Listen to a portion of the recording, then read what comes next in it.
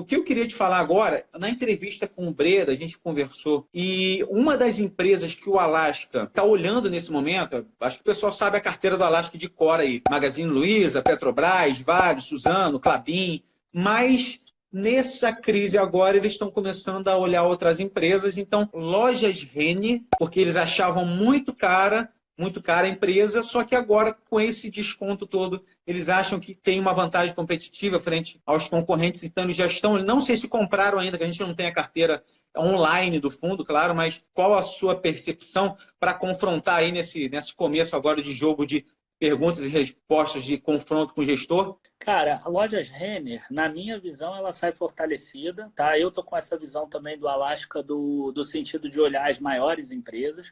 Eu escrevi isso, inclusive, no último relatório, que o Brasil vai sair mais oligopolizado, tá? Eu usei, inclusive, essa palavra, porque vamos imaginar, então, o setor da Lojas Renner. A gente tem Lojas Renner, tem Riachuelo, tem CIA, agora que abriu capital, tem Restock, a Lely Blanc, por exemplo, a gente tem a Marisa, tá? Vamos imaginar essas 5. Devem ter outras, mas vamos imaginar essas 5. O que acontece? Muito provavelmente, se você tiver um lockdown muito comprido, a gente vai ter, provavelmente, tá? Essas duas aqui, as duas menores, a Marisa e a Restock, com problemas.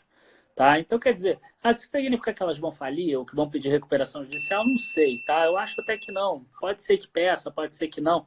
Mas o que acontece é que vai diminuir, né? Quando você faz um plano desse, você vai reduzir o número de lojas. O que está acontecendo com a Saraiva agora. Você vai ver que a Saraiva tem muito menos loja do que ela tinha. Ela tem muito menos venda do que ela tinha. Então, outras empresas tomaram essa participação de mercado da Saraiva, por exemplo. E se isso acontecer, essas menores vão perder participação de mercado para quem? Para a Renner, para a Riachuelo e para a C&A. Prioritariamente até para a Renner, que é a maior nesse segmento. Mesmo ela sendo maior, ela ainda tem pouco do mercado, tá? É alguma coisa em torno de 9%, 10% do mercado de vestuário, é pouco. E o que a gente vai ter aí, né? A gente tem que...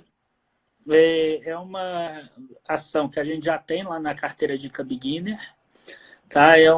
A carteira Dica Beginner, inclusive, é a mais indicada para você comprar ações quality, que são as ações de maior qualidade da bolsa.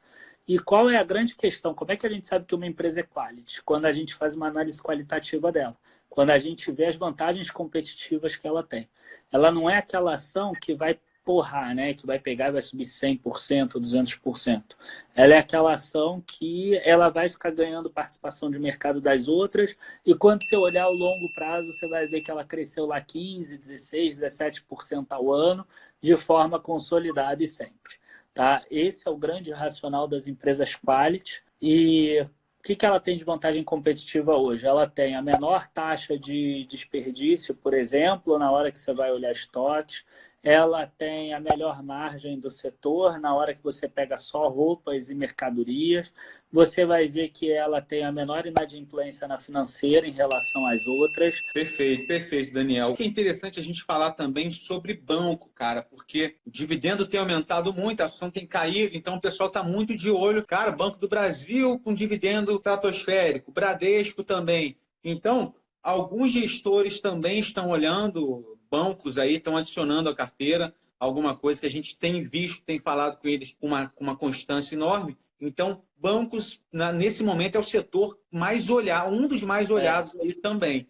Então, se você puder falar um pouquinho dessa perspectiva de Itaú, Banco do Brasil, Bradesco, até sobre essa conjuntura mais macroeconômica, até do Guedes falando de aumentar os bancos, o Brasil só tem um monopólio de bancos, enfim, se quiser falar um pouquinho sobre isso, vai ser legal. Bom, hoje em dia eu já posso falar, né? Quando foi aqueles primeiros tiros do início de março, o meu aporte principalmente foi realmente em banco. Então eu comprei muito Banrisul naquela época, comprei um pouco de Banco do Brasil, comprei muito Itaúsa, que eu considero banco pelo menos por enquanto, e comprei um pouco de Bradesco também, porque tinha essa bonificação. Então eu aloprei em bancos mesmo, tá? Em elétricas, em Sanepar também, alguma coisa, isso há mais de 30 dias atrás. E aí, qual é a grande questão? A gente vai ver um curto prazo complicado para banco, tá? Não acha que não vai cair o lucro, vai cair o lucro, até porque o banco ele vai precisar mostrar que o lucro está caindo, provavelmente ele vai provisionar bastante coisa, porque se todo mundo tiver numa pior e o banco mostrar lá um lucro de 7 bilhões, 8 bilhões, vão inventar um imposto novo para o banco. Então, o que eles devem fazer? Eles devem pegar e devem botar uma provisão absurda, entendeu? Eles vão provisionar muito o devedor duvidoso para realmente cair o banco, igual que a Vale fez ano passado. Provisionou um monte de coisa de Brumadinho para não gerar lucro. Tá? Então, o banco vai fazer isso. Tá? Não imagino que vai chegar no prejuízo, porque teria que provisionar muito, só se tiver uma inadimplência fora do controle. Mas o que o Banco Central está fazendo hoje é o contrário de combater o oligopólio dos bancos, né? Na verdade, ele está promovendo isso, ele está fazendo regras para que os grandes bancos possam comprar, por exemplo, a carteira dos pequenos. Então, é o oposto. Agora, uma coisa que vai travar muito os bancos é o judiciário. Tá? Por exemplo, hoje saiu uma lei lá de um juiz, que aí eu não sei se ele tem âmbito federal ou só em alguma localização, que diz que os bancos não podem aumentar os juros. Tá? A gente até botou lá no grupo nosso que a gente tem. Os juros, eles são a remuneração, né, que o banco tem pelo risco que ele está correndo. Então, seria a mesma coisa de, por exemplo, o aço aumentou, mas a Gerdau não pode aumentar o valor do aço que ela vende, por exemplo. Né, o insumo do medicamento aumentou, mas a Hypera não pode aumentar o medicamento. Isso existe, tá? Isso aí é real. Cara, é complicado. O que o banco vai fazer? Ele vai segurar, ele não vai emprestar. É simples assim. A gente vai ter o banco cheio de dinheiro para dar de crédito, ele não vai dar o crédito. Tá? Vai dar o crédito para quem for muito seguro. Para quem não for seguro, ele não vai emprestar o dinheiro e acabou. É isso. Nos bancos também agora eles vão ficar sem pagar tantos dividendos, eles são obrigados a ficar até o dia 30 de setembro pagando no máximo o mínimo, que é 25%. Eles devem reduzir o lucro de propósito a partir de mais provisões de devedores duvidosos. Então a gente não deve ver dividendos grandes no banco. Tá? Então é importante a gente saber diferenciar o curto prazo do longo prazo.